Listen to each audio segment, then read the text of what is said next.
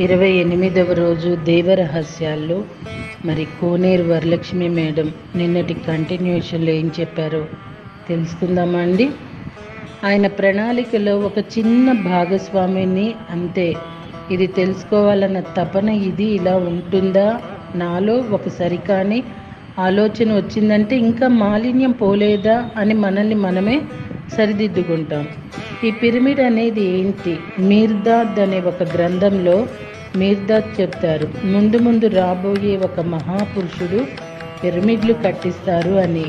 ఆయన వచ్చినప్పుడు మైండ్లో ఉండే వంకర గీతలన్నీ సరిచేస్తారు. మన వంకర ఆలోచనలన్నీ సరిచేసేది ఎవరు? పత్రిజీ అని ఎప్పుడో చెప్పారు మీర్దాద్. భగవాన్ ఓషో ఒక పిరమిడ్ కట్టి అది సరైన విధంగా లేదని నేను ఇంత మట్టికే చెప్తాను. ముందు ముందు పిరమిడ్లు కట్టించేవారు, సత్యాన్ని నిర్భయంగా చెప్పేవారు, ఆ పిరమిడ్లో కూర్చొని ధ్యానం చేస్తూ ఈ వక్రపు ఆలోచనలను తొలగించి సరైన రూట్ వేస్తానని ఒక మహానుభావుడు వస్తాడు అని ఓషో చెప్పాడు. That is Patriji. ఇవన్నీ ఎంత అద్భుతాలు! ఎవరు ఎంత దాకా చేయాలో అంత దాకా చేసి వెళ్ళిపోయారు. ఈయన పూర్తిగా చేసి కానీ వెళ్ళరు, మనల్ని కూడా వెళ్ళనియ్యరు. అది ఇక్కడ జరిగింది. అయితే ఇప్పుడు ఇది మనసు మాలిన్యం, నిర్మలత్వం, మనసుకు ఉండే రంధ్రం నుండి ఏమి ప్రవహిస్తున్నాయి, అవి ప్రవహిస్తున్న దాన్ని బట్టి ఆ మనిషి ప్రవర్తిస్తున్నాడని తెలుసుకోవటం మన జ్ఞానం. ఈ జ్ఞానంతో ఆ మాలిన్యాన్ని తొలగించే దాంట్లో మన వంతుగా మనమేం చేయాలో అది చెయ్యాలి. ముందు మనల్ని శుద్ధి చేసుకోవాలి. ఆ దారి అవతల వారికి ఇవ్వడానికి మనం కష్టపడాలి. ఇదే నేను దీనిలో నా శ్వాస, నా మనసు, నా ఆత్మక్షేత్రం అన్నీ వచ్చేసాయి. అయితే ఈరోజు సార్ నాకు మెసేజ్ ఇచ్చారు. ఆ మెసేజ్ ఎంత బాగా ఇచ్చారంటే, ఇది కొత్త శకం, అంటే ఆలోచనకు ప్రాముఖ్యత కలిగిన యుగం. ఇంతకుముందు ఉండే యుగాల్లో ఆలోచనకు ఎవరూ ప్రాముఖ్యత ఇవ్వలేదు. ఆత్మ గురించి చెప్పారు, జ్ఞానం గురించి కొంత చెప్పారు, ఇంకా ఏవేవో చెప్పారు. కానీ నువ్వు ఆలోచనలు సరిచేసుకుంటేనే కానీ మోక్షానికి వెళ్ళవు. ఆలోచనలకు ఇంపార్టెన్స్ ఇవ్వలేదు. నువ్వు ఇది చెయ్యి, అది చెయ్యి అని చెప్పారు. ఎన్నో రకాలుగా చెప్పారు.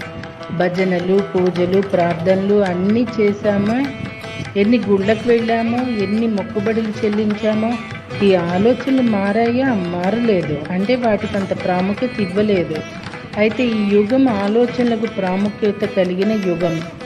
ఆలోచన మరియు ఆలోచన స్రవంతిని గుర్తించిన కాలంలోకి ప్రపంచం అడుగెడుతోంది. ఇప్పుడు ఈ ప్రపంచం మొత్తం నా ఆలోచన ఏంటి, ఎలా ఉన్నాను అని పరిశీలించుకునే కాలంలోకి అడుగెడుతోంది.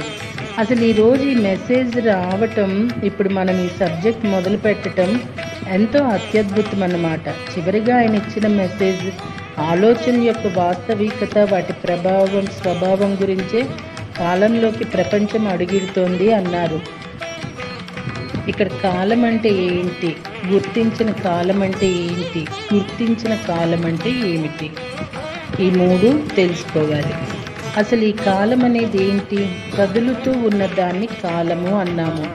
ఈ భూమి కదులుతూ ఉంటుంది. కదులుతూ ఉన్నది కాబట్టి సూర్యోదయం కానివ్వండి, అటు చీకటి రానివ్వండి, మబ్బులు రానివ్వండి, వర్షం రానివ్వండి, ఏదన్నా రానివ్వండి, తుఫాన్ రానివ్వండి, భూకంపాలు, అగ్నిపర్వతాలు, వాటి ప్రభావాలు ఎంతైనా రానివ్వండి, ఈ కదలిక ఎంత సక్రమంగా జరుగుతుందంటే ఒక్క సెకండ్ కూడా దాని స్థానం తప్పకుండా చక్కగా దానికది సక్రమమైన పద్ధతిలో దానికది తిరుగుతుంది. కాబట్టి ఇది భూమి మీద కాలం.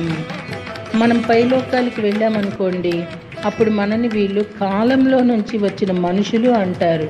అక్కడ కాలం లేదు, ఇక్కడ కాలం ఉంది. ఈ కాలం అనేది ఒక యుగం. యుగాన్ని కూడా కాలం అంటారు. మా కాలంలో ఇలా ఉన్నామండి, ఈ కాలంలో ఇలా ఉన్నారు వీళ్ళు అంటారు. మీ కాలం ఏమిటి, ఈ కాలం ఏమిటి? ఈ సంఘపరమైనటువంటి ఆచారాలు కానీ, ఈ ఆత్మ ప్రయాణంలో కానీ అనేక రకాలైనటువంటి భిన్నత్వ విషయాలను తీసుకొని మనం జీవిస్తున్నాము. వీటన్నిటితో పాటు నడుస్తూ పోయేదాన్ని కాలం అంటాము. సాంఘిక ఆచారాలు ఏర్పరిచాక అలాగే మనం ఉన్నాము. ఉదయమే లేవాలి, పనులన్నీ చేయాలి, అన్నీ శుభ్రం చేసుకోవాలి, ఇవన్నీ ఓకే. కానీ నా బాగోకపోయినా, నీకు ఇష్టమున్నా లేకపోయినా వీలు కాని బట్టి పని చేసుకుంటావు. కానీ అలాగే చెయ్యాలన్నది రూలు. ఇదేమిటంటే మనిషి కాలానుగుణంగా నడుచుకోవటం, సాంఘిక ఆచారాల ప్రకారం నడుచుకోవటం, ఇవన్నీ కూడా కాలానికి సంబంధించినవి. ప్రకృతి యొక్క సహజత్వంతో మనం జీవించాలి. ఇక్కడ ప్రకృతి యొక్క నియమాలు తప్పకూడదు. ప్రకృతి యొక్క నియమాలు ఎందుకు తప్పకూడదంటే ప్రకృతి సహజ సిద్ధమైన జీవితం జీవించిన వాడే నిజమైన మనిషి. కానీ ఇక్కడ ప్రకృతి అంటే ఏమిటి? ఈ శరీరంలో ఏ ప్రకృతి ఉంది? ప్రకృతి అంటే అంటే తత్వం. ఈ ప్రకృతి భూమిలో ఏ తత్వం ఉంది? గాలిలో ఏ తత్వం ఉంది? అగ్నిలో ఏ తత్వం ఉంది? మనస్సులో ఆకాశంలో ఏ తత్వం ఉంది? నీటిలో ఏ తత్వం ఉంది? ఆ తత్వం ఆ సహజ సిద్ధమైన దానిలో జీవించటమే ప్రకృతి, సహజమైన సిద్ధమైన జీవితం. మరి మనం అలా జీవిస్తున్నామా? ఏ జీవితం జీవించటానికి శరీరానికి వచ్చామో కాకుండా పనికిరానటువంటి సాంఘికపరమైనటువంటి వారు సృష్టించినటువంటి ఆలోచనలతో కానీ కాలాన్ని బట్టి ఏర్పడేవి కానీ వాటిల్లో జీవిస్తున్నాము. ఇది నాకు ఒక అనుభవం వచ్చింది. కొంతమందితో కలిసి కృష్ణానదిలో స్నానానికి వెళ్ళాను. మోకాలి లోతు కంటే ఎక్కువగా నీళ్లు లేవు. వాటిలోనే కూర్చొని స్నానం చేస్తున్నాను. ఎందుకంటే చూస్తూ ఉండగానే నీళ్ళు ఎక్కువగా వచ్చేస్తాయి. అందుకే ఒడ్డునే కూర్చున్నాము. మునగటానికి నీరు ఎక్కువగా లేక అందరం నీళ్ళల్లో బోర్లా పడుకున్నాము. సడన్గా నీళ్ళు ఎక్కువగా వచ్చేసాయి. అందరూ నీటి వాళ్ళ ప్రకారం ఆ వేగానికి వెనక్కి వెళ్తున్నారు. నేను ఒక్కదాన్ని మాత్రం నీటికి ఎదురెదుతున్నాను. నీళ్ళ వేగం ఒకవైపు వెళుతున్నప్పుడు అటువైపే శరీరం వెళుతున్నది. కానీ నేను మళ్ళీ ప్రయత్నించాను. అయినా నా శరీరం నీటికి ఎదురే వెళ్తోంది. నా చేయి పట్టుకుని ఎవరో లాగుతున్నట్టు వెళ్తోంది. ఆశ్చర్యం అనిపించింది నాకే. నేనేమి ఈదటం లేదు కదా, నాకు ఈత రాదు, ఎదురు ఎక్కడున్నా వెళతామా, వింతగా అనిపించింది. నాతో పాటు వచ్చిన వారందరూ చూశారు. వారందరూ ఒకవైపు, నేను ఒకవైపు. నా కాళ్ళు పట్టుకుని వాళ్ళ వైపు లాగారు. కానీ మళ్ళీ నా శరీరం అటే వెళ్తోంది. నాకు భయమేసి బయటకు వచ్చేసాను. కొన్ని రోజుల తర్వాత పత్రిజీ విజయవాడకు వచ్చారు. ఆ విషయం చెప్పి ఇలా అడిగాను, ఎందుకు ఇలా జరిగింది అని. నా శరీరం నాకు సంబంధం లేకుండా నీటిలో ఎదురు వెళ్ళింది అని అంటే, కాలానికి ఎదురొడ్డుతున్నానా అన్నారు అని. కాలానికి మాత్రమే సుమా, ప్రకృతికి కాదు. ప్రకృతి సహజ సిద్ధమైన జీవితం జీవిస్తున్నావు. ఓకే మాస్టర్స్, మళ్ళీ రేపటి రోజున కంటిన్యూ చేద్దామా అండి? Thank you.